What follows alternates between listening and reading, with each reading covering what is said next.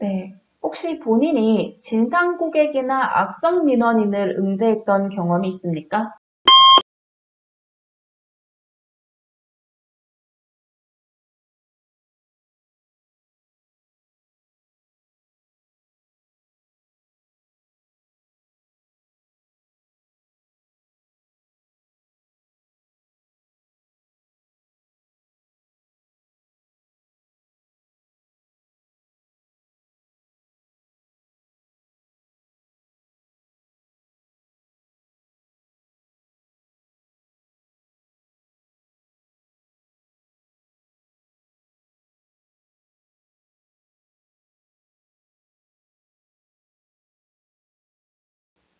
네.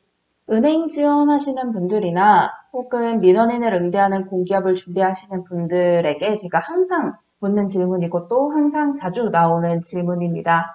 근데 이때 제가 컨설팅을 하면 실제로 답이 딱 두 갈래로 나뉩니다. 첫 번째는 고객님들이 다 친절하셔서 딱히 진상 고객은 없었던 것 같아요. 혹은 다 진상이었어서 누굴 골라야 할지 모르겠어요.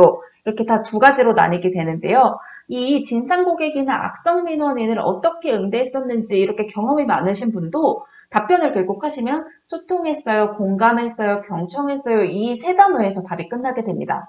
근데 이 세 가지로 끝나는 답변은 다소 진부하기 때문에 공격 질문이 들어올 수 있습니다. 그렇기 때문에 내가 만났던 악성이나 진상 고객을 어떻게 해결했었는지를 생각을 하신 다음에 내가 만약에 해결을 못했다면 상사는 그 악성, 진상 고객, 민원인을 어떻게 대처했었는지를 한번 떠올려 보세요. 항상 당연한 답이지만 고객과 민원인을 우선으로 생각하는 자세가 포함이 되어 있어야 합니다. 저희 소재 손발 포인트로 바로 넘어가 볼게요. 은행은요, 영업이나 판매했던 경험 혹은 상담 경험 등에서 찾아주시는 게 좋습니다.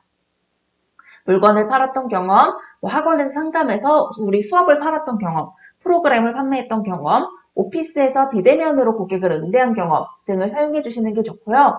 만약에 여러분이 진상이 와서 잘 설득을 해서 결국 추가 구매 혹은 단골 고객으로 확보까지 이끌어냈던 여러분의 적극적인 대처 자세가 있다면 이걸 답변해 주시면 더욱 좋습니다.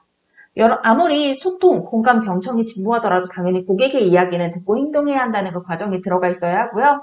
상품을 판매하는 과정이나 혹은 판매하고 나서 분명 규정에 대해 언급을 했음에도 불구하고 아니야 라고 말했던 그런 경험들로 생각을 해주셔도 좋을 것 같습니다. 자, 그럼 공기업은요, 어떤 게 좋을까요? 적극적인 자세나 공손한 자세, 이 두 개를 생각을 해주시면 좋을 것 같습니다. 공기업, 민원응대라는 공기업은요, 본인이 주로 응대하게 될 민원인의 연령대를 생각을 해주세요. 연령대는 특징을 생각을 해주시고 비슷하게 응대했던 경험을 찾아주시는 게 좋습니다. 공기업은요, 주로 민원인이 요청하는 사항을 이루어줄 수 없을 때, 왜? 국가에서 정한 기준이 있기 때문에, 우리 공기업에서 정한 기준이 있기 때문에 이걸 이뤄줄 수 없는데 이뤄달라고 요구할 때 실제 공기업에서 민원이 가장 많이 발생할 수 있어요. 그렇기 때문에 실제 내가 일했던 경험 중에서 누가 안 되는 걸 계속 요청했을 때 내가 어떻게 해결하려고 했는지, 특히 규정상 안 되는 걸 계속 요청했을 때 내가 어떻게 이걸 대처했었는지를 생각을 해주시고 실제 내가 이걸 활용해서 입사에서 어떻게 활용할지, 어떻게 대처할지까지 생각을 해주세요. 여러분의 적극적으로 이렇게 민원인을 응대하는 태도, 추가적으로 그냥 안 돼요 라고 보내는 게 아니라 추가적으로 무언가를 찾고 조사해서 민원인에게 신뢰를 주는 자세 등을 답변해서 같이 언급을 해주시는 게 좋습니다. 저희 템플릿 살펴볼게요. 네, 저는 경험 당시 무엇을 요구하는 고객 민원인을 응대한 경험이 있습니다. 어떻게 진상을 부리는 어떠한 고객 민원인을 응대한 경험이 있습니다. 당시 어떠한 상황이었으나 고객이나 민원인의 요청 사항을 들어줄 수 없는 상황이었습니다. 혹은 고객이나 민원인이 무엇에 대해 오해한 상황이었습니다. 오해했기 때문에 우리에게 무리한 요구나 요청을 했었는데 이에 고객님의 이야기를 듣고 내가 어떻게 대처해서 문제를 해결했습니다. 라고 답변을 해주시면 되겠습니다. 네. 혹시 본인이 진상 고객이나 악성 민원인을 응대했던 경험이 있습니까?